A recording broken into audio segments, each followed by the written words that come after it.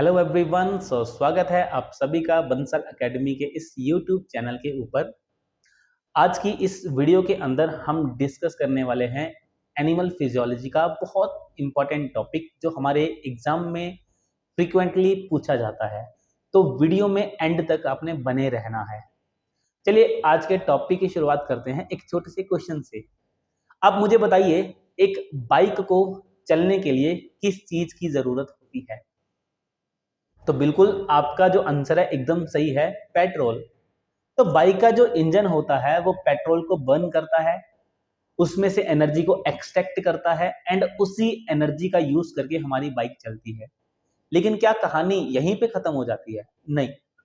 जब engine petrol से energy को एक्सट्रैक्ट करता है, उस प्रोसेस के दौरान बहुत सारी ऐसी गैसेस बनती हैं जो उस इंजन को ही डैमेज कर सकती हैं। तो एक ऐसे चैनल की फॉर्मेशन की जाती है जिस चैनल के थ्रू वो सारी की सारी जो गैसेस हैं वो इंजन से बाहर चली जाए ताकि इंजन सेफ रहे। तो क्या हमारी जो बॉडी है वो भी कुछ ऐसे ही काम नहीं करती? हम भी तो बाहर से फूड को कंज्यूम करते हैं, हमारी बॉडी उस फूड से एनर्जी को एक्सट्रैक्ट करती है और जब फूड से एनर्जी को एक्सट्रैक्ट किया जाता है, उस प्रोसेस के दौरान हमारी बॉडी में भी बहुत से ऐसे केमिकल्स बनते हैं जो हमारी बॉडी के अंदर एक्यूमुलेट करते रहते हैं एंड अगर टाइम पर उन सारे के सारे केमिकल्स को बॉडी से बाहर रिमूव ना किया जाए तो वो हमारे बॉडी के ऑर्गन्स को डैमेज कर सकते हैं। तो क्या हमारी बॉडी के अंदर भी कोई ऐसा सिस्टम है जो इन हार्मफुल केमिकल्स को बॉडी से बाहर रिमूव करता है? So the answer is yes, and that system is human excretory system.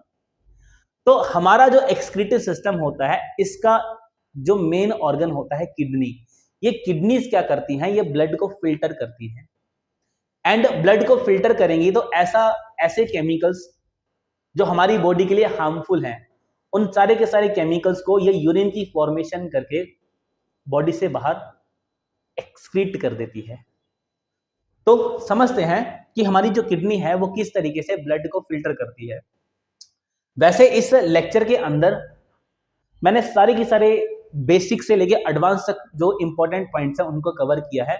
अगर आप इस टॉपिक को डिटेल में पढ़ना चाहते हैं तो आप एक बुक प्रेफर कर सकते हैं जिसका नाम है text book of medical physiology. Guyton की ये बुक है एंड इसका एडिशन नंबर 11 जिसमें चैप्टर नंबर 26 है, यूरिन फॉर्मेशन बाय किडनीज। अब किडनी जो होती हैं वो यूरिन को फॉर्म करती हैं। तो किडनी के अंदर ऐसा क्या है जिससे वो यूरिन को फॉर्म करती हैं?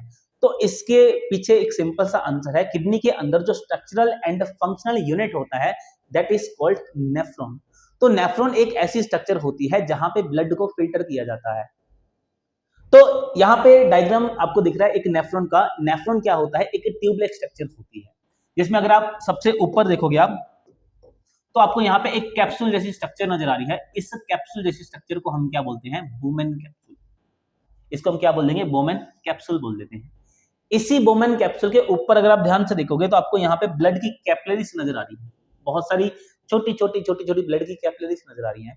इन ब्लड कैपिलरीज को हम बोलते हैं ग्लोमेरुलर टफ्ट बोलते हैं। ये वो एरिया होता है जहां पे ब्लड को फिल्टर किया जाता है। आगे के डायग्राम में हम इस चीज को डिटेल में देखेंगे।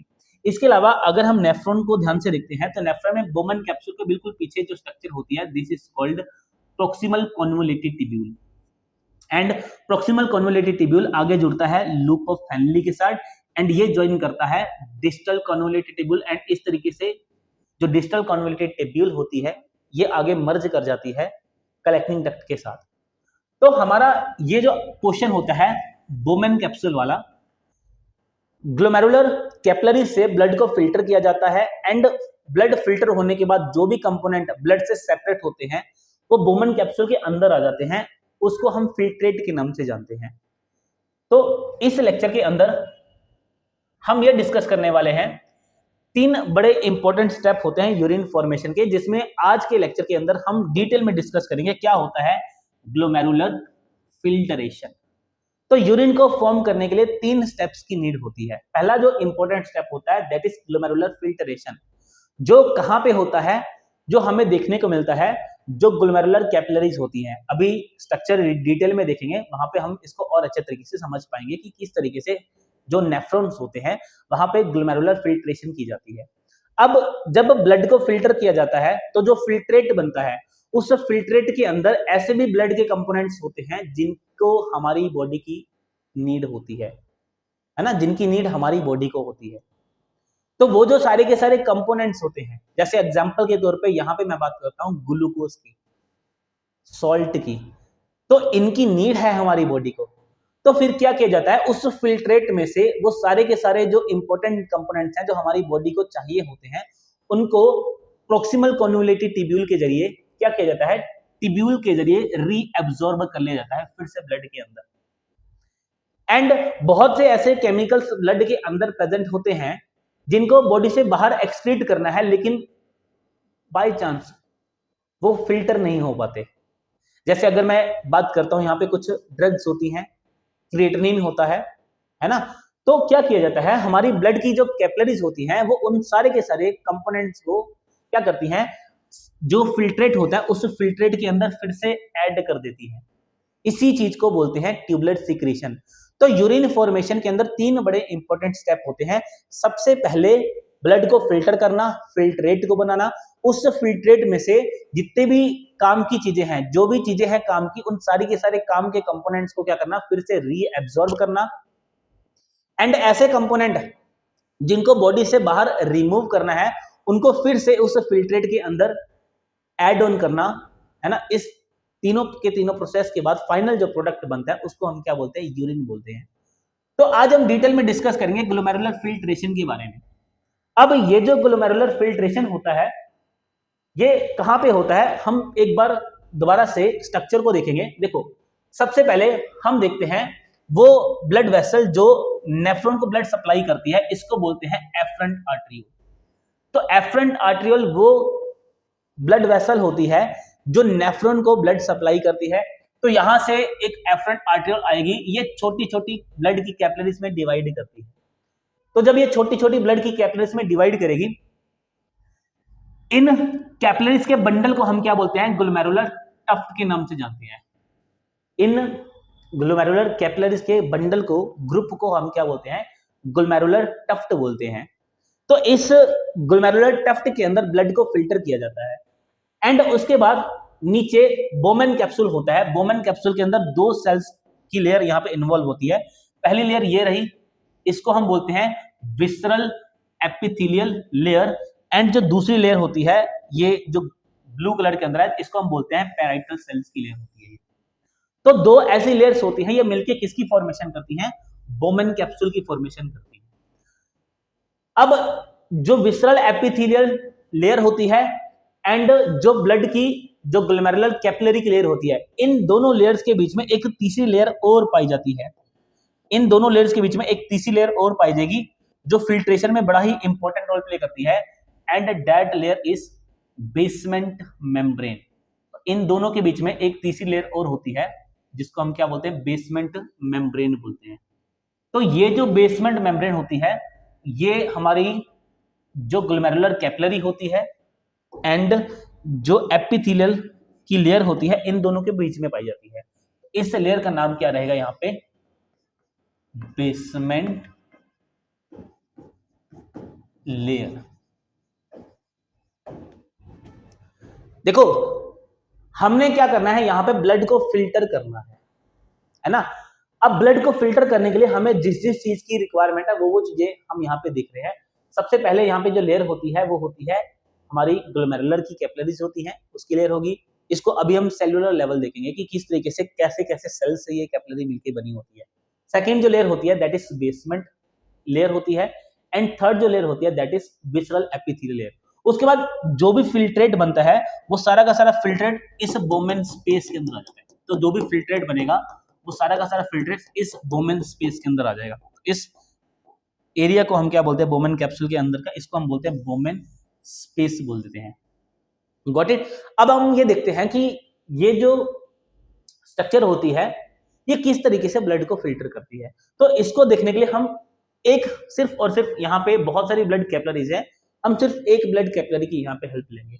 चलिए एक अगले डायग्राम में देखते हैं। जैसे यहाँ पे सिर्फ और सिर्फ एक ब्लड कैपिलरी है, ये हो गया हमारा एफरेंट आर्ट्रियोल, जहां से ब्लड एंटर करेगा, और जिस ब्लड वेसल से जो ब्लड है वो वापस जाएगा उसको हम बोलते हैं इफरेंट आर्ट्रियोल। तो ये हो गया हमारा इफरेंट आर्ट्रियोल। अब ध्यान से देखना, जो एंडोथेलियल की लेयर होती है, एंडोथेलियल की लेयर, सबसे पहले इस पे फोकस करते हैं। तो एंडोथेलियल की जो लेयर होती है, ब्लड कैपिलरी की जो लेयर होगी, ये ना बड़े स्पेशल टाइप के सेल से बनी होती है, इनको हम बोलते हैं एंडोथेलियल सेल्स। इनको हम कौन से सेल्स बोलते हैं? एंडोथेलियल सेल्स बोलते हैं। अब ये जो एंडोथेलियल सेल्स होते हैं, वैसे तो हमारी बॉडी की जितनी भी ब्लड वेसल्स होती हैं, उनकी जो इनर लेयर होती है वो एंडोथेलियल सेल से ही बनी होती है, लेकिन ग्लोमेरुलर कैपिलरी के अंदर ये जो एंडोथेलियल सेल्स होते हैं ये बहुत इंपॉर्टेंट होते हैं, थोड़े से स्पेशल भी होते हैं, थोड़े से मॉडिफाइड होते हैं। मॉडिफाइड कैसे होते हैं समझेंगे। जो एंडोथेलियल सेल्स होते हैं ना, यहाँ पे इन एंडोथेलियल सेल्स के ऊपर कुछ इस तरीके से अगर आप ध्यान से देखेंगे तो यहाँ पे हमें छोटे छोटे पोर्स देखने को मिलते हैं। छोटे छोटे क्या देखने को मिलेंगे? इस तरीके से पोर्स देखने को मिलेंगे। और इन पोर्स को हम क्या बोलते हैं? ये जो छोटे छोटे पोर्स होते हैं इनको हम क्या बोलते हैं? फेनेस्ट बोलते हैं। क्या बोलते हैं इनको हम? फेनेस्ट, है ना। एंड इन पोर्स का जो डायामीटर होता है दैट इज 70 to 100 नैनोमीटर। अब ध्यान से समझना इस चीज को। यहां पे ब्लड है, पूरा का पूरा ब्लड भरा हुआ है। इस ब्लड के अंदर ऐसा हर वो कंपोनेंट जिसका जो डायामीटर है वो 70 नैनोमीटर से कम है, वो इन पोर्स के थ्रू क्या कर जाएगा? पास कर जाएगा, फिल्टर कर जाएगा। तो इसका मतलब जो एंडोथेलियल सेल्स होते हैं, इन सेल्स के ऊपर जो पोर्स पाए जाते हैं जिसको हम फेनेस्ट बोलते हैं, वो क्या करते हैं? वो ब्लड को फिल्टर करने का काम करते हैं। ठीक है, पहली लेयर कंप्लीट हुई। अब बात करते हैं हम सेकंड लेयर की। जो सेकंड लेयर होती है जिसको हम बोलते हैं बेसमेंट मेम्ब्रेन बोलते हैं। ये जो बेसमेंट मेम्ब्रेन होती है ये epithelial layer and endothelial layer के बिल्कुल इंटरमीडिएट बीच में प्रेजेंट होती है। अब अगर इस बेसमेंट मेम्ब्रेन की मैं बात करता हूं, तो ये जो बेसमेंट मेम्ब्रेन होती है ये बनी होती है कोलेजन टाइप 4 से एंड लेमिनिन से। इससे लेमिनिन प्रोटीन से बनी होगी है। तो इन दोनों collagen type 4 and laminin protein से बनी होती है। तो इन दोनों कंपोनेंट्स का क्या होता है? एक मेश नेटवर्क होता है। जैसे इस तरीके से ऐसे ऐसे नेटवर्क होगा, पूरा का पूरा ऐसे ऐसे पूरा का पूरा नेटवर्क होगा। अगर आप इस नेटवर्क को बड़े ध्यान से देख पा रहे हो तो आपको इसके अंदर भी छोटे छोटे पोर्स नजर आएंगे, है ना। तो यहाँ पे भी ये जो मैशी नेटवर्क होता है, इस नेटवर्क के अंदर भी छोटे छोटे पोर्स होते हैं एंड इन पोर्स का जो डायामीटर होता है ये होता है, यहाँ पे क्या पाए जाएंगे? छोटे छोटे पोर्स पाए जाते हैं। इन पोर्स का जो डायमीटर होता है दैट इज 15 to 25 नैनोमीटर। और ये क्या है? यहाँ पे ये हो गया एक मैशी नेटवर्क,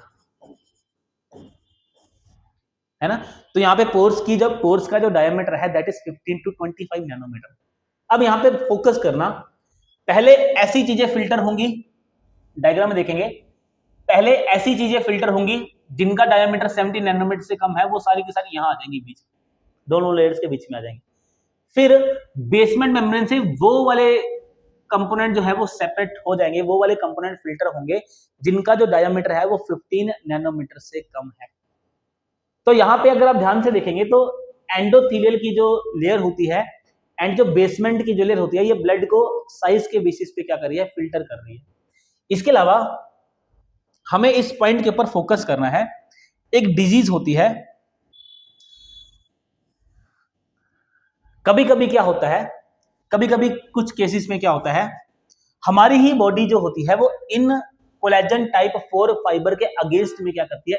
इम्यूनोग्लोबुलिन की फॉर्मेशन करती है। सो इनके अगेंस्ट क्या हो जाएगी? अगेंस्ट हमारी जो बॉडी होती है वो इम्यूनोग्लोबुलिन की फॉर्मेशन, इम्यूनोग्लोबुलिन। अब जब हमारे ही बॉडी के किसी पार्ट के अगेंस्ट में एंटीबॉडीज की फॉर्मेशन कर रही है, तो इस डिसऑर्डर को हम बोलते हैं ऑटो इम्यून डिसऑर्डर। तो ये होता है एक ऑटो इम्यून डिसऑर्डर। एंड इस ऑटो इम्यून डिसऑर्डर का नाम होता है गुड पास्चर सिंड्रोम। इसको बोलेंगे गुड पास्चर सिंड्रोम। अब ये जो गुड पास्चर सिंड्रोम होता है, ये जो एक ऑटो इम्यून डिसऑर्डर है, इसके बारे में पता कैसे चलता है? देखो, इसमें क्या होता है, जो इम्यूनोग्लोबुलिन बनती है ये किसके अगेंस्ट बनती है? Against type 4 collagen fibre. अब ये जो टाइप 4 कोलेजन फाइबर होता है, ये ना हमारी बॉडी में दो जगह पे प्रेजेंट होता है। एक तो होता है ये बेसमेंट मेम्ब्रेन में, मेम्ब्रेन ऑफ किडनी। दूसरा ये प्रेजेंट होता है लंग्स के अंदर। कहां प्रेजेंट होगा ये? लंग्स के अंदर। अब क्या होता है ना, कभी कभी क्या होता है, लंग्स के अंदर ब्लीडिंग होनी शुरू हो जाती है, एंड जो हमारी किडनी की जो फंक्शनिंग होती है, जो किडनी का फंक्शन क्या है? ब्लड को फिल्टर करना। तो वो जो ब्लड को फिल्टर करने का जो प्रोसेस होता है वो स्लो होने लग जाता है, या फिर ज्यादा क्रिटिकल सिचुएशन हो तो किडनी फेल भी कर जाती है। तो जब ये सिम्टम्स दिखते हैं हमारे लंग्स एंड किडनी के अंदर, तो हमें ये चीज क्लियर होती है कि बॉडी के अंदर जो सिंड्रोम है वो एक ऑटो इम्यून डिसऑर्डर है। इसका नाम क्या है? Goodpasture syndrome. क्योंकि यहाँ पे जो एंटीबॉडीज होती है वो हमारे जो बेसमेंट मेम्ब्रेन के अगेंस्ट बनती है, तो इस डिजीज को anti glomerular basement membrane disorder के नाम से भी जाना जाता है। तो इसके बारे में भी हमने ध्यान रखना है। अब हम आगे बात करते हैं हमारे थर्ड कंपोनेंट की, that is visceral epithelial layer. अब देखो, विसरल एपिथेलियल जो लेयर होती है, ये हमारी थर्ड लेयर होती है। ये हमारी थर्ड लेयर होती है जो किसकी फॉर्मेशन करती है? जो एक थर्ड बैरियर की फॉर्मेशन करती है। अब अगर हम यहाँ पे इसको ध्यान से देखेंगे तो यहाँ पे ना हमें फिंगर लाइक एक प्रोजेक्शंस नजर आ रही है। ये देखो ध्यान से, ये इस एरिया को देखोगे तो आपको फिंगर लाइक प्रोजेक्शंस नजर आ रही है। तो हम एक एग्जांपल करते हैं। जैसे मेरे पास यहाँ पे कुछ है, चलिए समझते हैं इसको। जैसे मान के चलिए ये बेसमेंट मेम्ब्रेन है, एंड इसके बिल्कुल नीचे कुछ सेल्स हैं जिनको हम बोलेंगे एपिथेलियल सेल्स बोलेंगे। एंड इन एपिथेलियल सेल्स को ध्यान से देखोगे तो नीचे आपको फिंगर लाइक प्रोजेक्शन दिखेंगी। इन फिंगर लाइक प्रोजेक्शंस को हम क्या बोलते हैं? पोडोसाइट्स बोलते हैं। मान लो मैंने इस बेसमेंट मेम्ब्रेन को यहां से रिमूव किया, ये हटा दिया मैंने इसको यहां से। अब नीचे आपको फिंगर जैसी कुछ प्रोजेक्शंस नजर आ रही हैं। इन फिंगर जैसी प्रोजेक्शंस को क्या बोलते हैं? पोडोसाइट्स बोलते हैं। एंड अगर ध्यान से देखोगे तो यहाँ पे दो फिंगर्स के बीच में एक फिंगर है, ये देखो। तो यहाँ पे भी आपको छोटा सा एक पोर नजर आएगा, स्लिट की फॉर्म में। तो इस पोर को हम बोलते हैं स्लिट पोर। तो जो हमारे एपिथेलियल सेल्स होते हैं, इन एपिथेलियल सेल्स के अंदर हमें क्या देखने को मिलता है? यहाँ पे भी हमें पोर्स देखने को मिलते हैं। एंड यहाँ पे जो पोर्स प्रेजेंट होते हैं उनको हम बोलते हैं स्लिट पोर्स बोलते हैं। एंड ये जो स्लिट पोर्स होते हैं, इनका जो डायामीटर होता है वो होता है 4 to 14 नैनोमीटर। 4 to 14 nanometre. तो इसका सिंपल सा मीनिंग क्या है? सबसे पहली लेयर होती है हमारी एंडोथेलियल की लेयर, जो क्या करती है? जो ब्लड को फिल्टर करती है। ऐसे ब्लड के कंपोनेंट जिनका जो डायमीटर होता है वो 70 नैनोमीटर से कम है, वो पहली लेयर को क्रॉस करेंगे। उसके बाद जो भी कंपोनेंट क्रॉस करेंगे उनमें से जिसका डायमीटर जो है वो बेसिकली 15 नैनोमीटर से कम है, तो वो सारे के सारे कंपोनेंट इस बेसमेंट मेम्ब्रेन को भी फिल्टर कर लेंगे, क्रॉस कर लेंगे। एंड उसके बाद जो थर्ड लेयर होती है, जो थर्ड बैरियर होता है, जिसको हम बोलते हैं विसरल एपिथेलियल लेयर, इस लेयर से हर वो ब्लड का कंपोनेंट जिसका जो साइज है वो 4 नैनोमीटर से भी छोटा है, वो इजिली इस लेयर को पास करेगा। एंड फाइनली नीचे जो यहाँ पे ब्लड के कंपोनेंट पहुंचेंगे, इन सारे के सारे कंपोनेंट्स को हम क्या बोल देंगे? फिल्ट्रेट। क्या बोला जाएगा यहाँ पे? फिल्ट्रेट बोला जाएगा। तो यहाँ पे तीन लेयर्स, तीन बैरियर है यहाँ पे फिल्ट्रेशन के प्रोसेस पे। नंबर 1 इज एंडोथेलियल की layer, cell layer. Number 2 is basement membrane, and number 3 is visceral epithelial की जो लेयर होती है। एंड इन तीनों की तीनों लेयर्स को हम जनरली क्या बोल देते हैं? Composition of glomerular filtrate. मतलब जो फिल्ट्रेट होता है, जो यहाँ पे फिल्टर प्रेजेंट होता है, उसकी कंपोजिशन की अगर हम बात करते हैं तो वहां पे तीन लेयर्स होती हैं।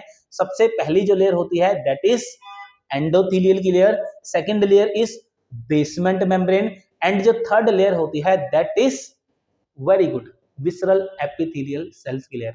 तो ये तीनों की तीनों जो लेयर्स होती हैं ये क्या करती हैं, ये साइज के बेसिस पे क्या करेंगी, फिल्ट्रेशन करती है।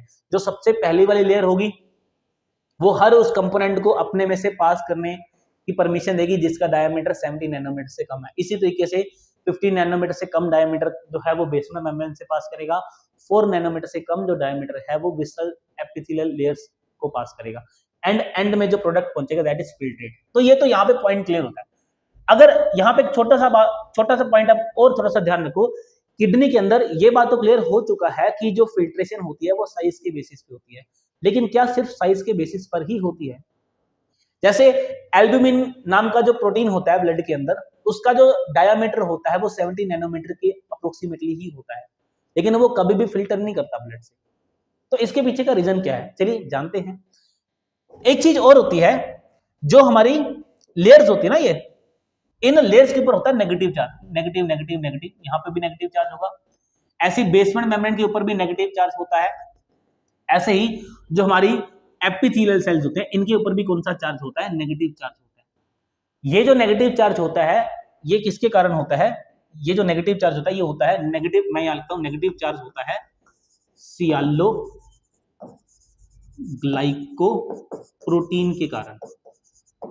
कुछ ग्लाइकोप्रोटीन्स होती हैं जिनको हम बोलते हैं सियालो ग्लाइकोप्रोटीन, इनके कारण इन लेयर्स के ऊपर क्या होता है, नेगेटिव चार्ज होता है। नेगेटिव चार्ज को हम ये भी बोल सकते हैं कि ये तीनों की तीनों जो लेयर्स होती हैं ये क्या होती हैं, ये होती हैं पॉली एनाइनिक लेयर्स। तीनों की तीनों जो लेयर्स होती हैं ये क्या होती हैं, पॉली एनाइनिक लेयर। अब मुझे आप एक बात बताओ अपने आप, तीनों लेयर्स के पास नेगेटिव चार्ज है, अगर हमारे ब्लड के पास कोई ऐसा कंपोनेंट है जिसके ऊपर नेगेटिव चार्ज है, तो ये जो कंपोनेंट है ये क्या इन तीनों की तीनों लेयर्स को इजीली पास कर पाएगा? नहीं कर पाएगा ना, क्योंकि नेगेटिव चार्ज एक दूसरे को क्या करेंगे, रिपेल करेंगे, है ना। तो इस लेयर को ये पास नहीं कर पाएगा। इसका यहाँ पे ये मीनिंग होता है कि हमारी ये जो फिल्ट्रेट की जो तीनों की तीनों लेयर्स होती हैं, जो तीनों की तीनों बैरियर्स होते हैं, ये फिल्ट्रेशन चार्ज के बेसिस पे भी करते हैं, एंड ऐसा ब्लड का कंपोनेंट जिसके ऊपर नेगेटिव चार्ज होता है ये उसको फैसिलिटेट ही नहीं करते हैं फिल्ट्रेशन के लिए। तो अब अगर आपसे मैं ये क्वेश्चन पूछूं कि जो एल्ब्यूमिन होता है उसका जो साइज है वो 70 नैनोमीटर के आसपास ही होता है, लेकिन कभी भी ब्लड उसको फिल्टर नहीं करता, तो उसके पीछे रीजन क्या है? एग्जैक्टली जो एल्ब्यूमिन होता है उसके ऊपर होता है नेगेटिव चार्ज। अच्छा, अगर एक सिचुएशन और दे दी जाए, अगर ब्लड का कोई ऐसा कंपोनेंट जिसके ऊपर है पॉजिटिव चार्ज, अगर इस कंपोनेंट को फिल्टर करना हो तो क्या ये तीनों की तीनों जो लेयर्स है इसको फैसिलिटेट करेंगी? बिल्कुल करेंगी, इसको बिल्कुल फैसिलिटेट किया जाएगा। मतलब ब्लड के अंदर हर वो कंपोनेंट जो कैटाइनिक नेचर का है, जिसके ऊपर पॉजिटिव चार्ज है, जो हमारी फिल्ट्रेशन मेम्ब्रेन्स होती हैं, ये उस मॉलिक्यूल को क्या करती हैं, उस मॉलिक्यूल को फैसिलिटेट करती हैं फिल्ट्रेशन के लिए। तो यहां से ये पॉइंट निकल के आता है कि हमारी किडनी के अंदर जो फिल्ट्रेशन का प्रोसेस होता है, हमारी किडनी के अंदर जो फिल्ट्रेशन का प्रोसेस होगा ये साइज के बेसिस पे भी करता है फिल्ट्रेशन को, एंड चार्ज के बेसिस पे भी करता है। साइज की अगर बात की जाए तो स्मॉल जो साइज होता है इसको फिल्ट्रेट, इसको ज्यादा फैसिलिटेट किया जाएगा। ऐसे ही अगर हम चार्ज की बात करते हैं तो जो कैटाइनिक नेचर का जो कंपोनेंट होगा इसको भी क्या किया जाएगा, इन दोनों को किया जाएगा, फैसिलिटेट किया जाएगा फॉर फिल्टरेशन।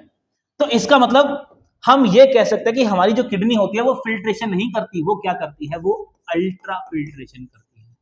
वो क्या करती है, अल्ट्रा फिल्ट्रेशन। सिर्फ फिल्ट्रेशन कहना सही नहीं रहेगा, हम ये बोलेंगे कि हमारी जो किडनी होती है वो ब्लड को अल्ट्रा फिल्ट्रेशन करती है, क्योंकि वो चार्ज के बेसिस पे भी ब्लड के कंपोनेंट को फिल्टर करती है, एंड साइज के बेसिस पे भी ब्लड के कंपोनेंट को क्या करती है, फिल्टर करती है। तो आई होप आपको ये सारे के सारे कॉन्सेप्ट जो है वो समझ आए होंगे कि किस तरीके से हमारा जो ग्लोमेरुलर फिल्ट्रेट होता है इसके अंदर जो तीनों लेयर्स होती हैं वो मिल के ब्लड को फिल्टर करती है।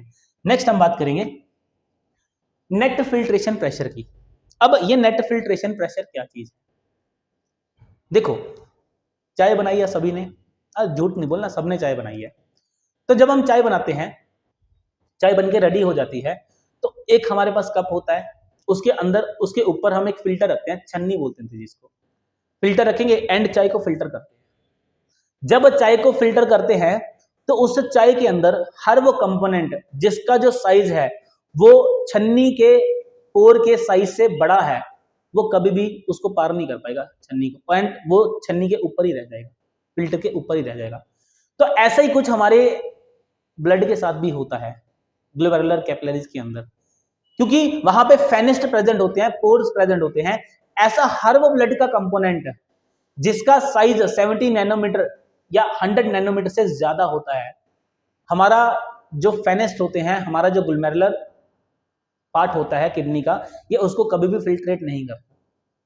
तो देखो, चाय को जब आप फिल्टर करते हो तो एक प्रेशर के साथ चाय को डालते हो, ऐसे ही एफरेंट आर्टरियल से जो ब्लड आता है फिल्टर होने के लिए, वो एक प्रेशर के साथ आएगा।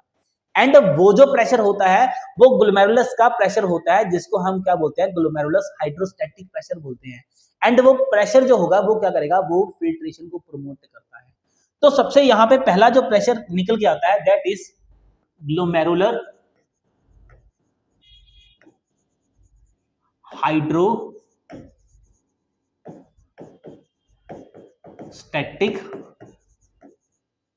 प्रेशर। ये जो प्रेशर होता है, ये क्या करेगा, ये फिल्ट्रेट को क्या करता है, प्रमोट करेगा, प्रमोट फिल्ट्रेट। और ये प्रेशर होता है 60 mm ऑफ मर्करी। अब दूसरे प्रेशर की बात करते हैं। जो जब आप चाय को फिल्टर करते हो तो चाय पत्ती के जो पार्टिकल्स होते हैं वो हमारे फिल्टर के ऊपर आके बैठ जाते हैं, और आप चाय डाल रहे हो तो वो जो पार्टिकल्स, चाय पत्ती जो है वो जो फिल्टर के ऊपर आके बैठ जाएगी, तो क्या वो फिल्टर होने देगी चाय को? नहीं होने देगी। इसका मतलब वो जो सारे के सारे कंपोनेंट्स हैं चाय के, वो क्या कर रहे हैं, वो फिल्ट्रेशन को रोकने का काम कर रहे हैं। ऐसे ही ब्लड के अंदर भी बहुत सारे प्रोटीन्स होते हैं, है ना, जो क्या करेंगे, वो फिल्ट्रेशन की जो लेयर होती है उसके ऊपर डिपॉजिट हो जाते हैं। तो वो क्या करेंगे, फिल्ट्रेशन को रोकने का काम करते हैं, अपोज करने की कोशिश करते हैं। और इस प्रेशर को हम बोलते हैं ग्लोमेरुलर कोलोइडल प्रेशर। तो सेकंड जो प्रेशर होता है, that is glomerular colloidal pressure. ये जो प्रेशर होता है, ये क्या करेगा, ये भी फिल्ट्रेशन को अपोज करने की कोशिश करेगा। ये क्या करेगा, अपोज करेगा फिल्ट्रेशन को। और ये प्रेशर होता है 38 mm of mercury, 38 mm of mercury. ऐसे ही जब चाय का कप भर जाता है, आप अभी भी चाय डाल रहे हो तो छन्नी के ऊपर चाय आ जाती है, तो वो जो नीचे से कप में से चाय ऊपर की ओर आ रही छन्नी के अंदर, तो क्या वो फिल्ट्रेशन को प्रमोट करेगी या रोकने का काम करेगी? सॉरी, बिल्कुल, वो भी फिल्ट्रेशन को रोकने का काम करेगी। ऐसे ही नीचे का प्रेजेंट है, बोमेन कैप्सूल प्रेजेंट है। तो जो बोमेन कैप्सूल होता है उसका भी एक हाइड्रोस्टैटिक प्रेशर होता है जो फिल्ट्रेशन के प्रोसेस को रोकने का काम करता है। तो तीसरा जो प्रेशर होता है, that is Bowman capsule, बोमेन hydrostatic pressure, जो क्या करेगा, अपोज करेगा फिल्ट्रेशन को। ये क्या करेगा, अपोज करेगा फिल्ट्रेशन को। और ये होता है 12 mm ऑफ मर्करी। तो फिल्ट्रेशन के प्रोसेस में टोटल 3 तरह के प्रेशर होते हैं। सबसे पहला जो प्रेशर होता है जो फिल्ट्रेशन को प्रमोट करता है, जिसको बोलते हैं ग्लोमेरुलस हाइड्रोस्टैटिक प्रेशर, जो होता है 60 mm का।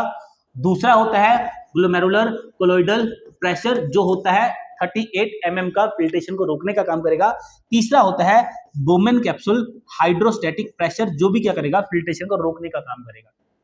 अब हमने ये निकालना है, देखो दो ऐसे प्रेशर हैं जो फिल्ट्रेशन को रोक रहे हैं, एक ऐसा प्रेशर है जो फिल्ट्रेशन को प्रमोट कर रहा है। तो नेट कितना प्रेशर लग रहा है, हमने क्या निकालना है, नेट फिल्ट्रेशन का प्रोसेस जो प्रेशर है वो क्या है। तो इसको निकालने के लिए हम बड़ा सिंपल सा काम करते हैं, नेट फिल्ट्रेशन प्रेशर, यहां पे लिखेंगे हम नेट फिल्ट्रेशन प्रेशर। तो यह निकालने के लिए हम क्या करेंगे, जो ग्लोमेरुलस का हाइड्रोस्टेटिक प्रेशर है इसमें से माइनस कर देंगे दोनों ऐसे प्रेशर जो फिल्ट्रेशन को रोकने का काम करते हैं, जैसे ग्लोमेरुलर कोलोइडल प्रेशर, इसमें से माइनस कर देंगे और माइनस कर देंगे बोमेन कैप्सूल का हाइड्रोस्टेटिक प्रेशर। तो ये हो गया, ये कितना था 60, ये कितना था, ये था 38, ये कितना था, ये था 12। तो ऐसे ओवरऑल हमारा जो प्रेशर निकल के आता है, नेट फिल्ट्रेशन प्रेशर जो निकल के आता है, जिसके साथ हमारी जो किडनी होती है वो ब्लड को फिल्टर करती है, एंड दैट प्रेशर इज 50 या 10 mm ऑफ मर्करी। तो ये होता है हमारा वो प्रेशर जिस प्रेशर के साथ जो हमारी किडनीज होती हैं ये ब्लड को क्या करती हैं, ये ब्लड को फिल्टर करती है। पॉइंट क्लियर हुआ। तो इसको बोलते हैं नेट फिल्ट्रेशन प्रेशर, जो कितना होता है, nearly 10 mm of mercury. Next हम बात करेंगे, नेक्स्ट हम बात करते हैं ग्लोमेरुलर फिल्ट्रेशन रेट। अब देखो जहां पे भी रेट टर्म आ जाती है ना, वहां पे टाइम की बात की जाती है। अब होता क्या है बेसिकली ग्लोमेरुलर फिल्ट्रेशन रेट, ये क्या होता है, ये होता है amount of filtrate formed by kidneys in a minute, तो एक मिनट के अंदर हमारी जो किडनीज होती हैं कितने ब्लड को फिल्टर करती हैं। सो क्या आएगा, फिल्ट्रेट फॉर्म्ड पर मिनट, इसको हम जे से डिनोट करते हैं। अब इसको ना निकालने का एक फॉर्मूला भी होता है, इसको निकालने का एक फॉर्मूला भी होता है, फॉर्मूला के ऊपर फोकस करेंगे। सो ग्लोमेरुलर फिल्ट्रेशन रेट को निकालने का क्या फॉर्मूला है, K R into net filtration pressure. K R यहां पे क्या होता है, इसको हम बोलते हैं फिल्ट्रेशन कोफिशिएंट। यहां लिख देता हूं, के आर जो होता है ये होता है फिल्ट्रेशन कोफिशिएंट, इसको हम क्या बोल देंगे, this is called filtration coefficient, है ना। ये के आर नहीं, के एफ होता है, सॉरी ये होता है के एफ, तो के एफ, सॉरी के एफ, इसको हम क्या बोल देंगे, दिस इज के एफ फिल्ट्रेशन कोफिशिएंट। इसकी ना क्योंकि एपिथेलियल लेयर के लिए इसकी जो वैल्यू होती है वो कांस्टेंट होती है, तो के एफ की जो वैल्यू होती है वो होती है 12.5 ml पर, ठीक है, 12.5 इसकी वैल्यू होती है। अब निकाल लेते हैं हम ग्लोमेरुलर फिल्ट्रेशन रेट, तो क्या निकलेगा, ये है 12.5 इनटू नेट फिल्ट्रेशन रेट कितना था, ये था कितना था, वेरी गुड, ये था 10 mm, है ना। तो जब हम इसको कैलकुलेट करेंगे तो जे की जो वैल्यू निकल के आती है दैट इज 125 ml, ठीक है, ये क्या निकल जाएगी, जे की वैल्यू, मतलब हमारी जो किडनी होती है वो एक मिनट के अंदर, हमारी जो किडनी होती है वो एक मिनट में 125 ml जो फिल्ट्रेट होता है उसको क्या करती है, फॉर्म्ड करती है। पॉइंट क्लियर हुआ। तो किस तरीके से निकालते हैं हम glomerular filtration rate, glomerular filtration rate होता है कि एक मिनट के अंदर जो किडनी होती है ये कितने अमाउंट का फिल्ट्रेट प्रोड्यूस करती है ब्लड में से, एंड इसको निकालने का फॉर्मूला क्या है, हम क्या करते हैं, जो बेसिकली जो फिल्ट्रेशन कोफिशिएंट होता है उसको मल्टीप्लाई कर देते हैं नेट फिल्ट्रेशन रेट से। तो फिल्ट्रेशन कोफिशिएंट हमारा यहाँ पे क्या था 12.5 था, इसको मल्टीप्लाई कर दिया 10 mm प्रेशर के साथ, एंड जो निकल के आता है आंसर दैट इज 125 ml। तो एक मिनट के अंदर हमारी जो किडनी होती है वो 125 ml ब्लड को क्या करती है, फिल्टर करती है। पॉइंट क्लियर हुआ। एक मिनट में 125 ml करती है। अगर हम इसी डाटा की बात करते हैं तो एक दिन के अंदर हमारी जो किडनी होती है वो 180 लीटर फिल्ट्रेट को क्या करती है, फॉर्म करती है। अब आपने कभी ऐसा कोई ह्यूमन देखा है जो एक दिन में 180 लीटर यूरिन को एक्सक्रीट करता हो? नहीं देखा। बेसिकली जनरली हम 1.5 से 2 लीटर के आसपास यूरिन को यूरिनेट करते हैं। तो इतना सारा फिल्ट्रेट बना था, इसमें से 1.5 से 2 लीटर यूरिन जो है वही फॉर्म होता है, बाकी सारा का सारा फिल्ट्रेट कहाँ पे चला जाएगा? तो इसके लिए हम नेक्स्ट वीडियो के अंदर 2 और स्टेप्स देखेंगे, tubular secretion and tubular reabsorption. तो यहाँ पे ये क्लियर हुआ। अब आगे बात करते हैं हम हमारे इस जीएफआर के बारे में, ग्लोमेरुलर फिल्ट्रेशन रेट के बारे में, कि इसका सिग्निफिकेंस क्या है, क्यों निकाला जाता है जीएफआर। तो जीएफआर जो होता है, जो नॉर्मल जीएफआर होता है, वो हमें किसके बारे में बताता है? अगर आपने किसी की रिपोर्ट देखी किडनी की और वहां पे लिखा था जीएफआर 125 ml, तो आप देखते ही बोलोगे ना, अच्छा 125 ml जीएफआर है, इसका मतलब ये है कि इस इंसान की जो किडनी साइड दोनों की दोनों प्रॉपर तरीके से काम कर रही है। तो बेसिकली जो होता है, जो जीएफआर होता है, ये क्या इंडिकेट करता है? ये इंडिकेट करेगा जो किडनी होती है बेसिकली उसकी कंडीशन। ये किसको इंडिकेट करता है? किडनी के फंक्शन को, है ना? या फिर ये बोल दो किडनी की स्टेट को फंक्शन करेगा, किडनी नॉर्मल है या नॉर्मल नहीं है ना? तो ये सिग्निफिकेंस करता है जीएफआर। इसलिए जीएफआर का यूज किया जाता है ये चेक करने के लिए कि किडनी जो है वो प्रॉपर तरीके से फंक्शन कर रही है या नहीं कर रही है। इसके अलावा कभी ऐसा हो जब जीएफआर जो है वो डिक्रीज आएगा, इसका मीनिंग है कि जो किडनी है उसका जो फंक्शन है नॉट प्रॉपर, जो किडनी है वो उसका जो फंक्शन है वो प्रॉपर नहीं है, वो प्रॉपर तरीके से काम नहीं कर रही है। अब यहां पे अगर मैं बात करता हूं, यहां पे मैं तीन कंडीशंस की बात करूंगा जहां पे जो जीएफआर होता है वो रिड्यूस होता है। सबसे पहला जो रीजन हो सकता है जीएफआर का रिड्यूस होने का, वो क्या है? ऐसा हो सकता है ना कि जो किडनी है वो उसके अंदर कोई इंजरी आ चुकी है, इसको बोलते हैं एक्यूट किडनी इंजरी। अब एक्यूट इंजरी, किडनी जो इंजरी होती है, इसमें क्या होता है? इसमें किडनी के अंदर डैमेज हो जाती है। जब किडनी डैमेज हो जाएगी तो जीएफआर जो होता है वो रिड्यूस हो जाता है। अब पता कैसे चलेगा कि जीएफआर रिड्यूस हो गया है?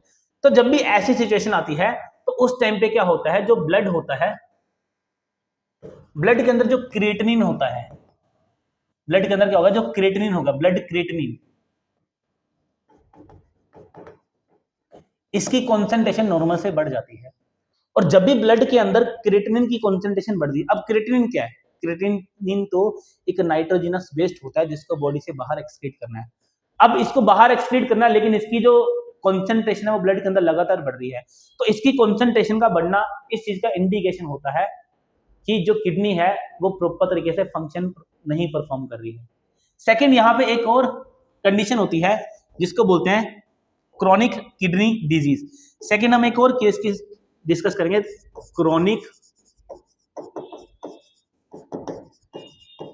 Kidney disease. इसको CKD मेडिकल टर्मिनोलॉजी के अंदर ना, इसको CKD लिखते हैं रिपोर्ट्स के अंदर। अब इसकी ना 5 स्टेजेस होते हैं। इसकी क्या होते हैं? टोटल 5 स्टेजेस होती हैं क्रॉनिक किडनी डिजीज की। स्टेज 1, 2, 3, 4, 5। यहां पे हम लिखेंगे जीएफआर के बारे में, जी पर मिनट। फिर हम इस जीएफआर के अकॉर्डिंग ये देखेंगे किडनी का फंक्शन क्या है। फिर किडनी की परफॉर्मेंस की बात की जाए, पर क्या लिखते हैं? किडनी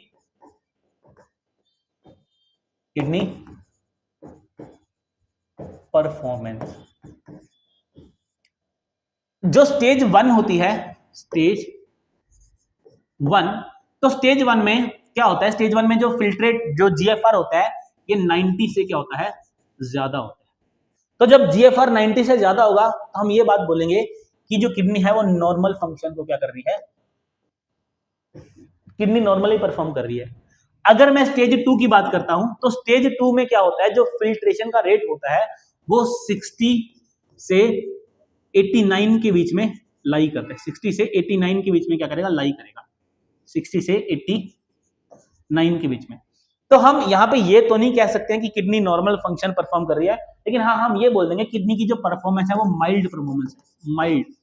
मतलब नॉर्मल भी नहीं है लेकिन बहुत ज्यादा ऐसी भी नहीं है कि फिल्ट्रेशन करनी, तो माइल्ड सी बोलेंगे यहाँ पे। तीसरी जो कंडीशन आती है, जो थर्ड स्टेज आती है, थर्ड स्टेज में जनरली जो फिल्ट्रेशन रेट होता है वो होता है 30 से लेके 59 पर मिनट, ml पर मिनट। तो यहाँ पे हम ये बोलते हैं कि किडनी जो है वो बहुत अच्छा फंक्शन नहीं परफॉर्म कर रही है, बहुत लो नहीं कर रही है, तो इसकी जो परफॉर्मेंस है वो मॉडरेट परफॉर्मेंस है, वो इसकी परफॉर्मेंस कैसी है, मॉडरेट परफॉर्मेंस है। उसके बाद फोर्थ जो स्टेज होती है, यहां से 15 टू 29 ml जो रेट होता है बेसिकली फिल्ट्रेशन का, 15 टू 29। तो अब 15 टू 29 फिल्ट्रेशन रेट है, ये तो बहुत ज्यादा कम हो गया ना। तो हम यहाँ पे अब बोलेंगे जो किडनी की परफॉर्मेंस है ये काफी क्या है, क्रिटिकल परफॉर्मेंस है। हम इसको जनरली बोल देते हैं कि यहाँ पे किडनी सीवियर परफॉर्म कर रही है, सीवियर, हम इसकी परफॉर्मेंस को क्या बोल देंगे, सीवियर। और सबसे फाइनल जो स्टेज होती है, फाइनल स्टेज होती है, इसमें फिल्ट्रेशन जो रेट होता है ये लेस देन 15 होता है, और यहाँ पे किडनी हम बोलते हैं कि काम कर रही है या नहीं कर रही, एक के बराबर है। इस सिचुएशन को बोलते हैं किडनी फेलियर। तो किस तरीके से हमें जीएफआर से ये चीज पता चल जाती है किडनी की कंडीशन क्या है, किडनी की परफॉर्मेंस क्या है। इसीलिए जो ग्लोमेरुलर फिल्ट्रेशन रेट होता है ये बड़ा ही ज्यादा क्या होता है, इंपॉर्टेंट होता है। गॉट इट, है ना। चलिए, तो अगर हम बात करते हैं कंक्लूजन की, आज के लेक्चर का हमारा कंक्लूजन क्या निकलता है, कंक्लूजन। तो यहां पे अगर मैं नेट फिल्ट्रेशन रेट की बात करूंगा, देखो नेट फिल्ट्रेशन रेट जब भी पॉजिटिव होगी, फिल्ट्रेशन जो होती है तभी पॉसिबल होती है। अब कैलकुलेट करके देख लेना वैल्यू को, जब भी नेट फिल्ट्रेशन रेट जो है वो पॉजिटिव आएगा उसी टाइम पे फिल्ट्रेशन होगी किडनी के अंदर। अगर इसकी वैल्यू नेगेटिव आ जाएगी तो किडनी कभी भी काम नहीं करेगी, किडनी फेल कर जाएगी। सेकंड, अगर हम यहां पे बात करते हैं जीएफआर के बारे में, तो जो जीएफआर होता है बेसिकली ये हमें किसके बारे में बताता है, ये किडनी के फंक्शन के बारे में बताता है कि किडनी किस तरीके से क्या कर रही है, परफॉर्म कर रही है, किडनी की परफॉर्मेंस क्या है। एक नॉर्मल व्यक्ति की हेल्थ के बारे में बताता है कि अगर किडनी प्रॉपर तरीके से काम कर रही है तो जाहिर सी बात है ब्लड में से सारे के सारे जो टॉक्सिक केमिकल है वो बाहर रिमूव हो रहे हैं। अगर किडनी प्रॉपर तरीके से काम नहीं करेगी तो टॉक्सिक केमिकल बॉडी के अंदर लगातार एक्यूमुलेट करेंगे, जिससे बॉडी का कोई ना कोई जो ऑर्गन होता है वो डैमेज होगा। इसके अलावा तीसरा कंक्लूजन तो ये निकलता है कि ये टॉपिक हमारे एग्जाम पॉइंट ऑफ व्यू से बड़ा इंपॉर्टेंट है, बहुत इंपॉर्टेंट है।